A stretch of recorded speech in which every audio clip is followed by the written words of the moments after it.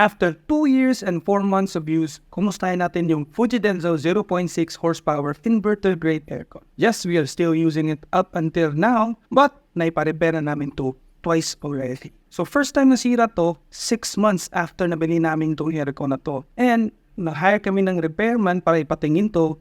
At sabi niya, yung coolant to yung sira. Kasi biglang humina ayaw na bumuga ng malamig na hangin tapos eventually namatay. And sabi niya, kailangan na palitan yung coolant. Gumastos kami ng 2,800 pesos. Naayos naman, na okay naman yung issue. But then, after more than 1 month, almost 2 months, bumalik yung issue. Kaya ginawa namin, bumili muna kami ng bagong aircon kasi kailangan namin ng aircon at that time, may newborn baby kami. Ito yung Carrier Optima. May horsepower siya na 0.5 and nabili namin for almost 12,000 pesos.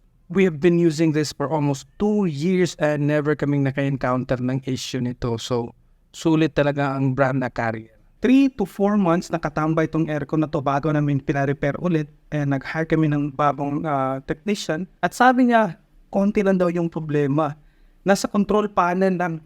Na-repair ng bagong repairman at siningin lang kami ng 800 pesos. Plus cleaning na yun. Ever since sa pangalawang repair, wala na naging issue itong Fujidenzo aircon na to. So we're still using it. Lumalamig pa rin siya. Ganun pa rin. But the only problem is medyo maingay na siya ngayon eh. Kasi nung unang binili namin to, walang ingay. Napakatahimik ng aircon na to. But then ngayon medyo may parang vibrations. But still, sulit pa rin. Kaya lang medyo minalas kami sa sa item namin kasi medyo may na-diferensya yung control panel niya. Sabi nung pangalawang technician.